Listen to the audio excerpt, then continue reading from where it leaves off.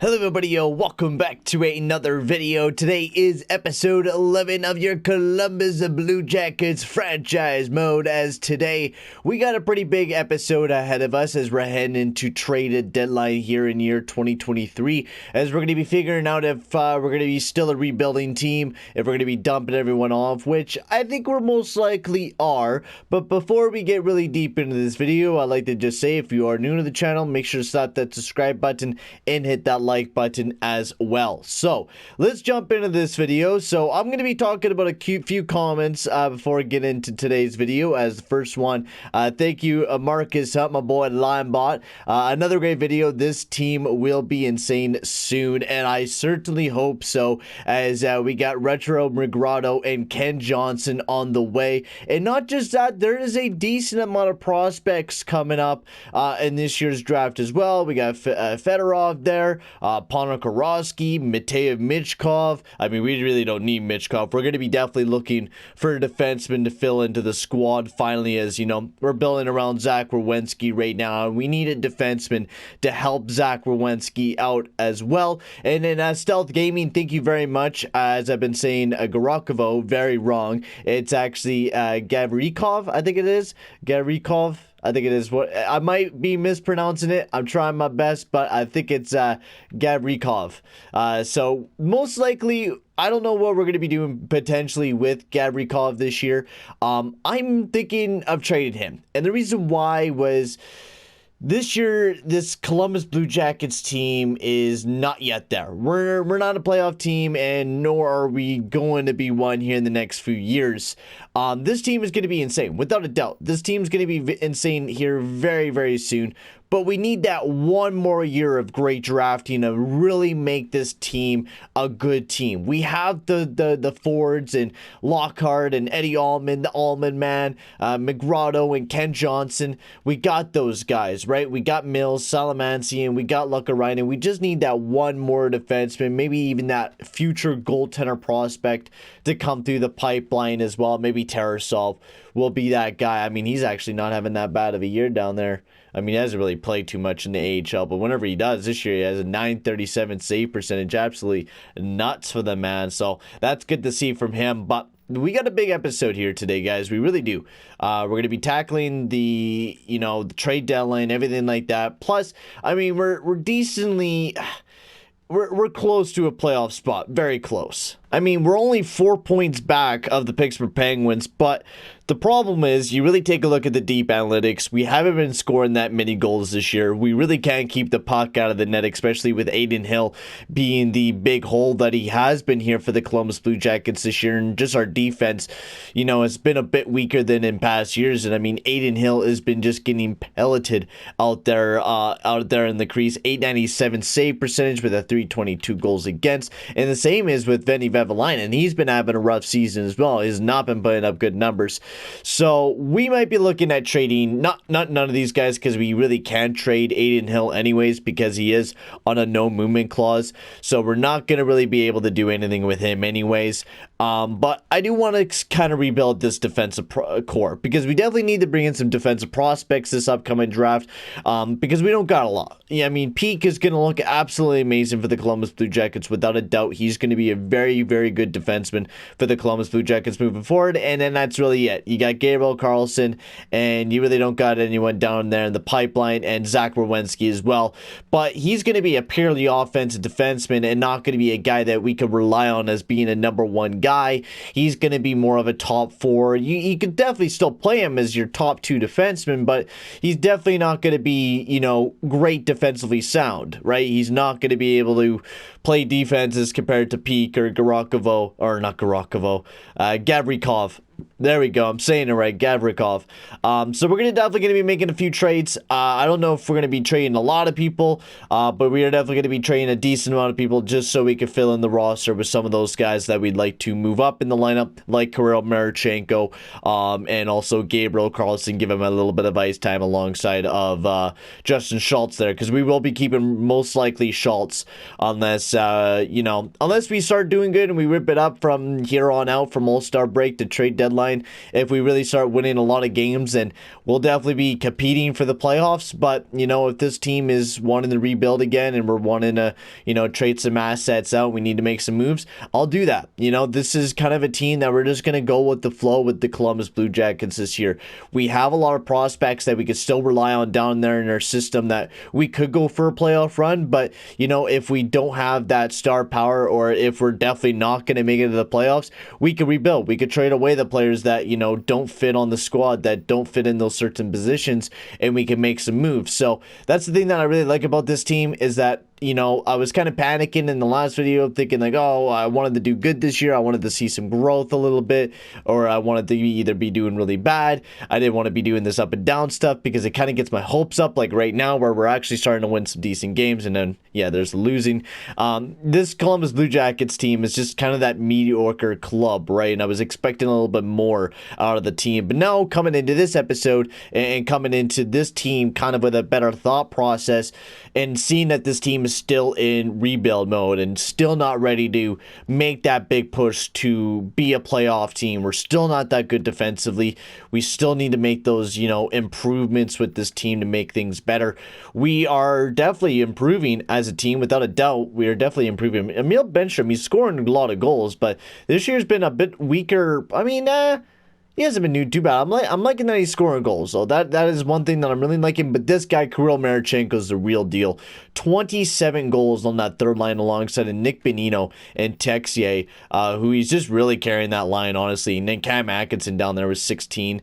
I mean, the team's not doing that bad, honestly. Coming up to trade deadline, we are having some players that are really pulling off some great years. And, you know, we're not that far out of a playoff spot right now, but we all know we've had hopes like that in previous seasons where we tried to add a little bit onto the team. Doesn't do it. We're not going to do it any justice by, you know, trying to push this team to a playoff spot. What we're going to do is just rebuild. We're actually starting to score a bit more goals, which is nice to see. But this is our biggest, weakest game right now, is our goals against. And plus, we cannot score on the power play. Our power play has been terrible this year. Our special teams in general have been terrible this year. So definitely in the next year, we're going to have to invest in just a whole new coaching staff. I think that is going to be one of my things on my checkbook, my checklist, is getting rid of most of those coaches. But Marchenko had a great year this year. Honestly, he's been really a standout guy. If we didn't play him for those 20 games, he probably would have been competing for the Calder this year. Liam Foudy up there with 45 points. Bjorkstrand up there as well. Roslovic, Nikushkin, Texier, Bemstrom. Bemstrom's pretty low down there, but he's not having a bad year. I don't know if we're going to be trading away Nikushkin this year or not. I think we would play him because he is good defensively and he's a good keep. I don't know if we're going to keep Bonino, but Bonino hasn't been too bad. Defensively, Werenski, Schultz, Gavrikov. We're definitely going to be trading away Gavrikov. I think I'm just going to move Carlson up with Justin Schultz. I think that's just going to be the better plan to go with. Goaltending-wise, Adin Hill's been having a pretty rough year, to say the least. Only one shutout on the year, 25 and 26 on the season. Definitely not the picture-perfect year for Adin Hill that he wanted to come in with, but, you know, he's given us a lot of wins. He's given us the chances to win at some moments of time. I don't know. I don't even know what to say. He's definitely blowing a gasket this year. He's just not... Oh, Marchenko is a rookie. Okay, sweet. So, yeah, he might actually win the Calder this year. He is ripping it up for rookie goal scoring. That's awesome to see. Panarin, Svechnikov, awesome. And I don't think I'm going to change up that third line at all. I think I'm just going to keep Bonino and Texier. I'm just going to keep Bonino for this year because he's really, really working well with Marchenko right now. Unless we want to move him up a line. But that means that takes down that +3 that we used to have that with that line. I mean, we can move up Marchenko and keep Nikushkin there, but we Bemstrom can't play down the third line, of course. So I think that's just the way that we're going to just go. We just keep most of the top guys. Maybe we try to trade away Lowry or Atkinson. You know, Atkinson deserves to go to a Stanley Cup winning club. He could score you goals. I would even mind 3 years of retention. No, I don't know if I really would like to do that right now. So, yeah, let's just jump into the trade deadline.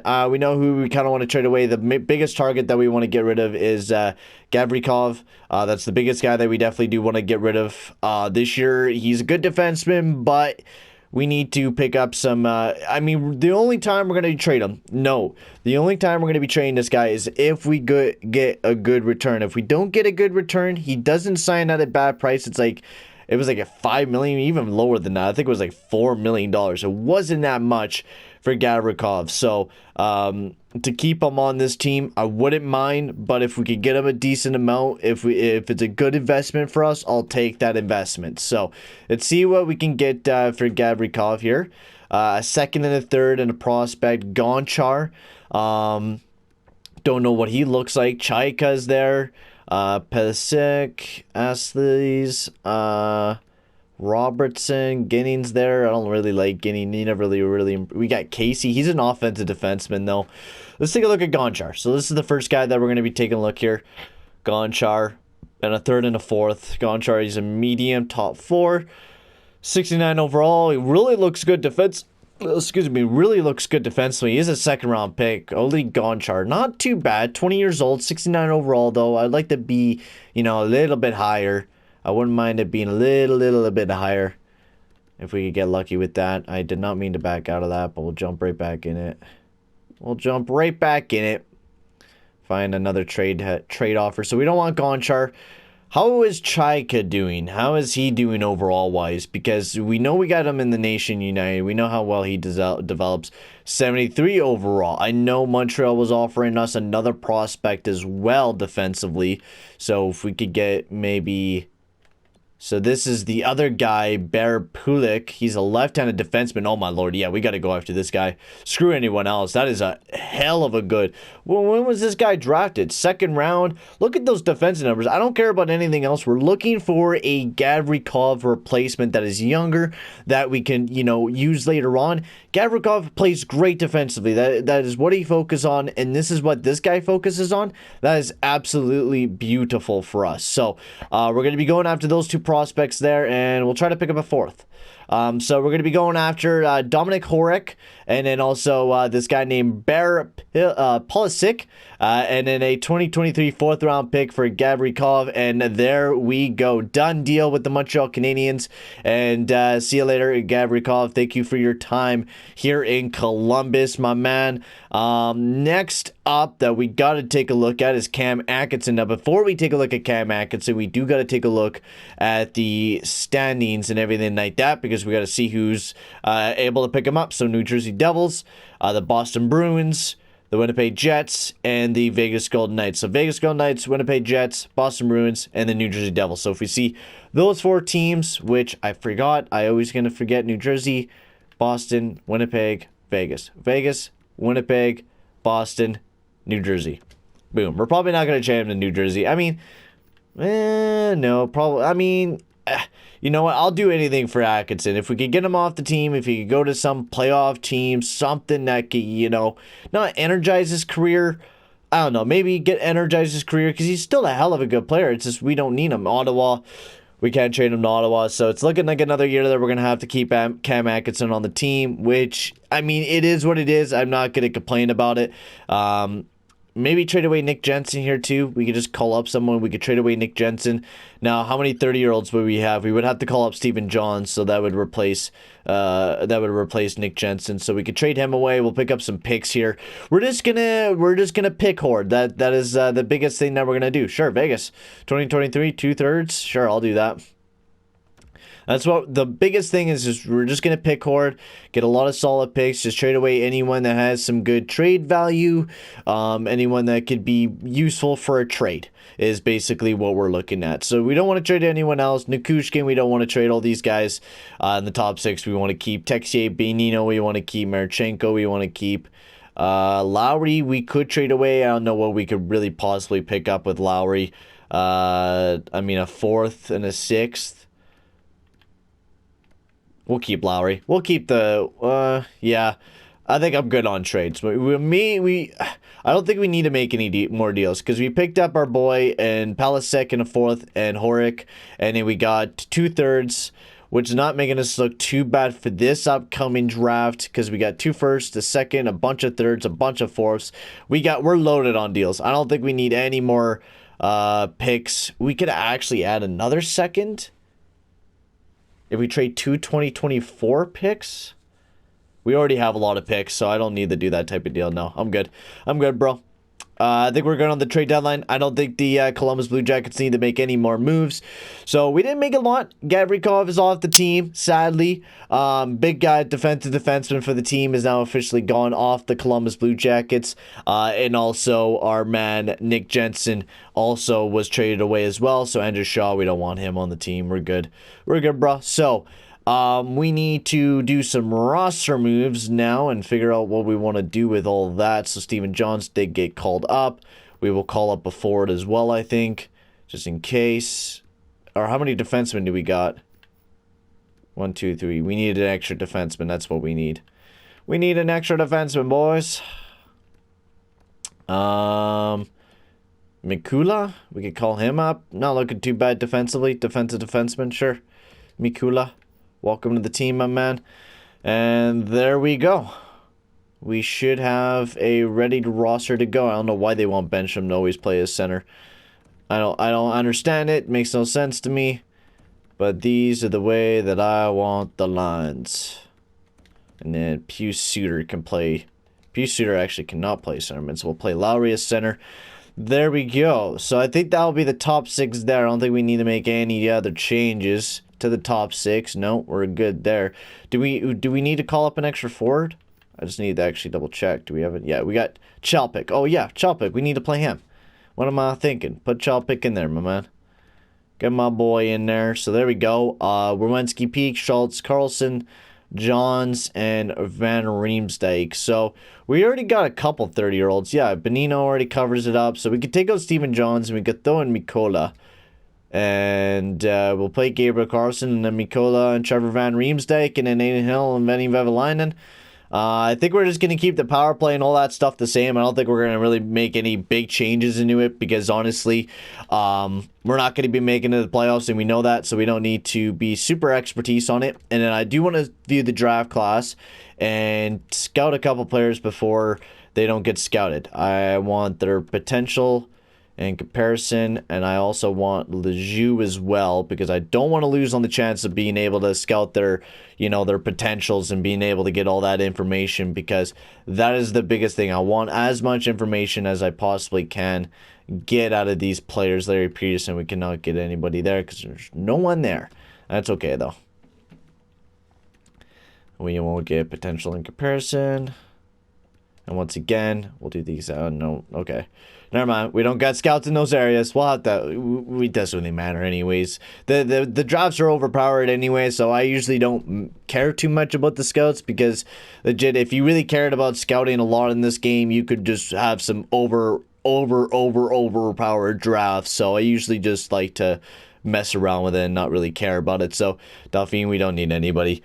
So let's see how we finish off the rest of the season with Gavrikov off the team. Just practically almost everyone off the team. I mean, not everyone. We still have a decent top 6, but Roslovich falls down on the injury, and we are just losing games left and right, which is what I want. I really do want this team just to lose a couple more games. Lozon, I don't think he's going to turn out to be anything, so Vegas, you guys could just keep him because I don't think he's going to be turning out to be too much anyways. We got a lot of young defensemen down there, and he's not going to be, we got a tons of mediocre defensemen around our core, and we don't need another mediocre defenseman to fill up that top 6 full of more mediocre defensemen. Patrik Laine, I gotta say, when the power play is weak, he struggles mightily on that goal scoring. He has just not been scoring as much goals as he does usually this year. But this team has just been struggling offensively. Marchenko's actually been scoring more goals than Patrik Laine this past season. So that's a developing story with Kirill Marchenko. The fans are going insane for Marchenko. He's been a real underdog this year. He's been absolutely popping off for this team. And I think really keeping this team alive, especially for depth scoring. I don't think if we had Marchenko down there, I don't think we would have the record that we have right now. He is such a game changer down there with Benino and Texier. Like, that is the reason why that line is doing half decent, is because Marchenko is absolutely ripping it up 5-on-5 wise. Insane the way that he's playing right now. We'll get back Mikola back in there. I mean, the pair, actually the pair's not doing too bad. Carlson's not doing too bad. Zach Werenski has 49 points. Not a bad season for my boy Werenski. Lost there against the New Jersey Devils. Again, a big win there against the Boston Bruins. But, I mean, it doesn't really matter anyways if we win or lose. We're basically just trying to dip down for some picks and hope that we get a high-up draft pick. And then we'll do a year-end review. And then maybe we'll get up to the draft lottery. Maybe. Might do that. Actually, we'll probably sim up to maybe the end of the season to see who wins the Stanley Cup this year. So, because last year's Stanley Cup champions, before I forget, were the Tampa Bay Lightning, who have just been dominating in this franchise mode. They've just been a whole wrecking pass. So, this is one of our worst years yet. Our record so far, this is our worst record so far ever that we've ever had. We have slowly been declining as a team, and we finally had our first bad season. And that's funny saying because last year we won the lottery somehow and got Retro Migrado, I think his name is. I'm always going to mess his name up, I feel. But goals for per game, one of the worst in the league. Our goals against was also near one of the worst in the league. Our power play sucked ass. And our PK actually we improved a little bit on the PK throughout the year, which is nice to see. But we ended up sucking ass just in general. We ended up not having too bad our lottery odds, being tied up with Anaheim and Minnesota. I think we get 1, 2, 3, 4, 5, 6, 7. So we get 6%, like we are placing in the 6th. So we're going to be placing in like this, I don't know what our percentage, I think it would be like 6% odds at winning the lottery. So that will be big for us again. So we have another chance again, like a near top 5 pick, which would be absolutely beautiful. Offensively, yeah, I think defense is where we really lacked, especially just, Roslovich or Marchenko, who's horrible defensively anyways. So Laine still had a good year, almost was point per game. I'm definitely not dissing on Laine because the guy's been solid over the past 3 years here with the Columbus Blue Jackets and been putting up some really solid seasons. This year was really the first year where he almost got beat out by another guy on the team for goal scoring wise for goals. So Bjorkstrand still had another decent season. I think defensively he's an absolute beast for us defensively, and I think that's the biggest thing from Bjorkstrand. Foudy, 58 points on a bad season for Liam Foudy. Definitely not a big massive jump, but not too bad for his second season in the NHL. Marchenko, great season for his first official year in the NHL. Benino played great alongside of Marchenko, and same with Texier. Great guy to develop him with Nick Benino. I mean, Nick Benino, he did a great with Winnipeg, and I was like, you know what? Maybe Nick Benino could be a guy that could play really well alongside of Marchenko, and it worked like a pipe bomb, baby. It works perfectly. Defensively, even Justin Schultz. He didn't have the greatest season in the world. Not great defensively, but he did his job. I mean, definitely didn't have the greatest power play in the world anyways, but Adin Hill also struggled this year, 29 and 38. He played 71 games on the year. Absolute madman. He played a lot of the games this year, but just was not our guy. Really was not. Marchenko, he led the rookies in goal scoring, so he should be getting the Calder. That is amazing to see from Marchenko. And Nikolai Ehlers leading the league in goal scoring with 101. Absolutely amazing. Giroux up there with the 55 leading the league in goal scoring. Very, very cool. Goal defense. We got Erik Karlsson, Shea Theodore, Quinn Hughes, and those guys leading up there for defense. So we'll take a look at the progress reports, and then we might as well sim up to see who wins the Stanley Cup. And we could take a look at the draft class and kind of do a whole wrap up before we get off to the draft lottery. So Fedorov is an offensive defenseman, so isn't somebody that I'm really interested. But I'm really interested in seeing what Lejeune is. Matvichuk is a defensive defenseman, like a kind of Matthias Ekholm, which wouldn't be a bad pickup here for the Columbus Blue Jackets if we could get, a solid defenseman out of him. But that draft is not looking super deep. It really isn't compared to the last year, so we're really going to have to really get lucky. But anyways, let's take a quick look at the progress reports as I just about popped it up. So as we take a look at the prospects reports, we'll take a look at the minor leagues. Eddie Allman up to 72. That is beautiful. Tarasov, he might be ready to be a backup next year. Mills not looking too bad. Lukkarainen. Lockhart jumping up to a 60. Not too bad. Chinkinov is at an 80 overall. We could use him next year.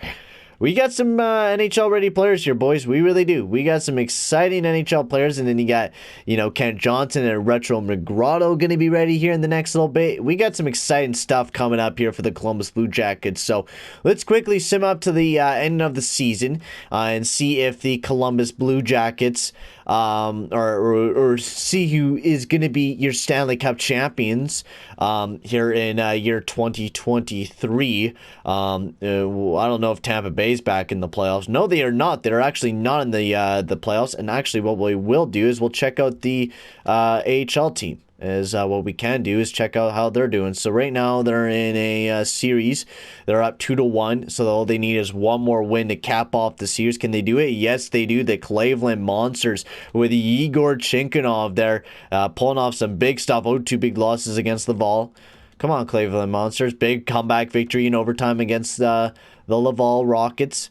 Come on, another big win here for the boys. Galchenyuk back in the lineup. Another big one there for the Cleveland Monsters.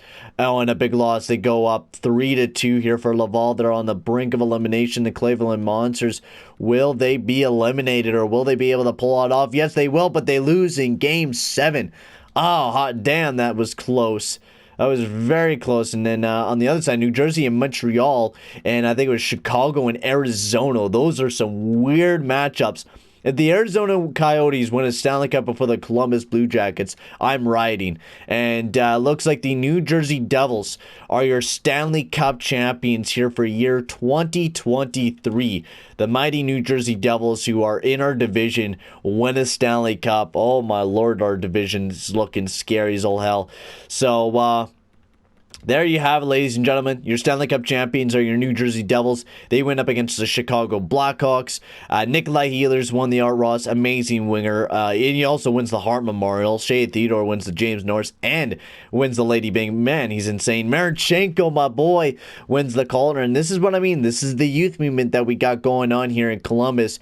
And Marchenko is just the start of it. Jack Hughes, Conn Smythe winner, Leonard Vezina winner, and the William Ben Jennings. Simov wins the Bill Masterton. Jack Adams goes to Mikula. Frank J. Selke goes to Ryan O'Reilly once again. Taylor Lindsay goes to Nikolai Ehlers. Maurice Richard goes to Claude Giroux. And yeah, that is basically it here for the Columbus Blue Jackets. And we'll take one last quick look at the draft classes. This is what we got coming up towards us. And this is who we are targeting. Taro Lajuna. And I know it says for Market Vlasic, but if they're talking about similar prime of Vlasic when he was playing in the Olympics, this would be a massively good defenseman. The biggest thing with him is that he's very injury prone here with Taro Lejeune, and that's a big worry being a Columbus Blue Jackets, you know, fan or even just a GM, because you know this team has had, you know, past problems with players being injured and, you know, missing time. So Taro Lejeune, he could be a very big risk coming into the Columbus Blue Jackets if we are able to get that player. That is going to be a big if, and I think we gotta absolute get him, because it's either that or we, you know, pick another centerman, and Eugene Seal, who is NHL ready, two-way guy, would be an absolute great guy for the team. But when you already have Kent Johnson, and you already got McGrotto, and you already got Liam Foudy, and you just, the plethora of guys that you got up that in that forward core is absolutely insane. I would love Taro Lejeune, and that's who I'm hoping we get in the next episode. But for right now, guys, I'm going to end the video here. In the next one, we're going to be going through another big off season here in year 2023. But for right now, guys, I'm going to sign off here. Thank you very much for watching, and I'll see you guys all in the next video. Adios, amigo.